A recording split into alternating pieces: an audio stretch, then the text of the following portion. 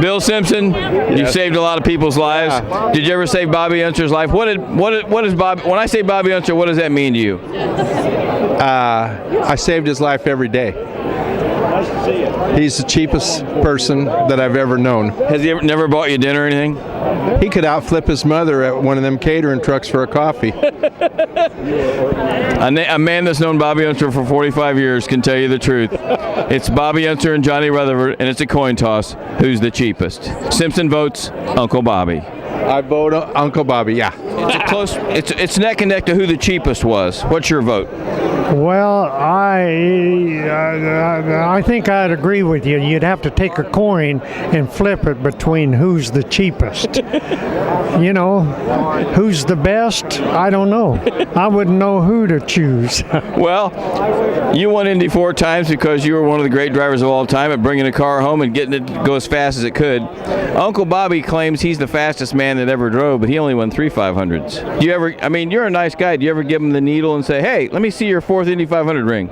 All he has to do is look at the record books. But he can't read. Well, whether you can read or not, the people will tell him like you. You look great, Big Al. Thank you. Hey, growing up with Bobby, I got one more question. It had to be the fact that you turned out as good as you did with him as an older brother, beating on you all the time, as a credit to what your family did for you and how you grew up. Well, I think it was one of those deals that you stand back and you see what one of you do, brother, and you try to correct that. Mr. Jones? Are we on yet? Yeah. Is this local TV? You're well thought of in the racing community, one of the great guys, one of the great drivers. The only blemish you have on your record, you are the guy that are responsible for Bobby Unser being an Indy driver. We blame you. You do, huh? Yeah. Well, you know, he didn't make me look too good the first couple of years. You know? I was going to say, what did he make, 4 laps in 2 years? Yeah. I think he spun in the first turn 2 years in a row. So. My question is, all the good things you did for him, has he ever bought your dinner? Let me think about it. I say no. Well, I don't know. He probably bought me a taco or something. Well, you did give him some good advice, though. You told him what'd you tell him to ask Andy Granatelli for? $3,000, and what did he get? $2,000. Yeah, or $1,500. $1,500. He should have kicked back $1,000 to you. Well, he may have been lying too. You know, in fact, when I was coming tonight, you know, everybody was on my case about not having a tie on. I said, well, shoot, Bobby won't have one. Huh? No, if you have to dress up, it ain't going to be for Bobby Unser, says Rufus Parnelli Jones. You had to work with Bobby Unser, or he had to work with you. I'm not sure how we phrase this. I had to work with him. Yes, you did. Just talk about him first, not as a human being, as a cheap donut, but as a race driver. He's smart. He had a lot of knowledge stored up here, and he used it every day to stay ahead of the young whippersnappers who were coming up. He's a crafty bugger, but he understood the racing from not only driving it, but he was an engineering mind. So he'd come back and he'd re-engine everything he could lay. So he drove you crazy? Well, he did. And of course, he did it in such a way that he didn't want anybody else to know. So the game was in the team was trying to find out what he was doing, and he would give you all the wrong information to throw you off. I like that. All right, last question. How many times did he take you out for a steak when he bought? Actually, I've never actually seen him buy anybody anything. Yeah, never. Derrick Walker, he doesn't lie. He tells the truth. He's still waiting on a meal, Uncle Bobby. Still waiting on a meal, Bobby. Speaking of frugal people, we're talking about Uncle Bobby. Oh. Now, we've seen your black American Express card, so we know you're a high roller. What did you know about Bobby Unser growing up? Did you know much about him?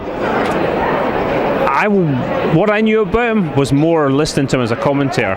When him and Sam Posey used to fight all the time. That was cool. Did that not entertain you? That entertained me. Even when the races were boring, those two, and I can't do you do a better impression than I do, but, you know, Sam would say something and Bobby would basically say, look, that's complete. That's a turbo fire. Yeah, exactly. That's complete. Honey, that's a turbo fire. You're crazy. See? Now, let me ask, but did you know he was a badass race driver? Yeah. Yeah.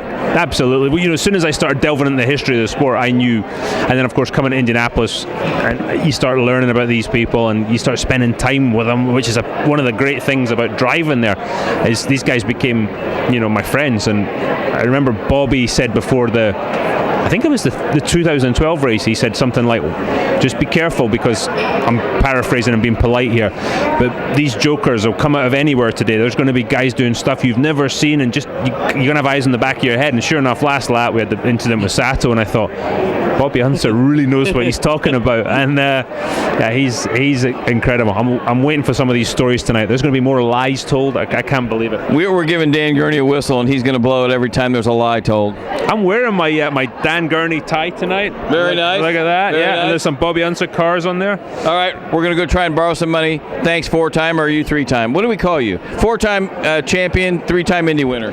You really be 3-time Indy winner. It's better than some of the things I've been called. This is true. Thank you, Dario. Bob Rahal, the man that puts the RRDC bank went on every year, excuse me. What were your memories about Bob? I mean, Bobby Unser quits just as you're starting your career, but what were your memories about him growing up? Well, I mean, the Pikes Peak victories and, of course, winning Indy, especially, I still love the 68 Eagles, 67, 68 Eagles that, of course, he won 68. Such a great car. But then, of course, I think the thing that was maybe most exciting was the early 70s when the speeds really started to go up, big time. And, of course, the 72 Eagle was probably the started all of that, I suppose. And I remember watching the race on TV in '75 when the torrential downpour came and there he splashed in. I was always a huge fan for Dan Gurney, so I was happy that he won. But over the years I got to know Bobby a bit, and he was a heck of a race car driver and a real character. Did you like him on television correcting Sam Posey? It was they both knew what they were talking about. They just had different ways of saying it, and it was great because there's a lot of wisdom in that announcing booth that sometimes in any form of racing you wish you had that kind of wisdom.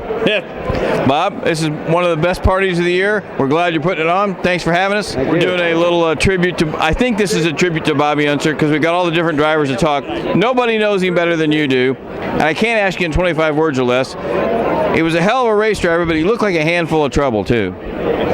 Bobby liked to take control, and he was good at controlling a race car, and he was pretty good at controlling a race team.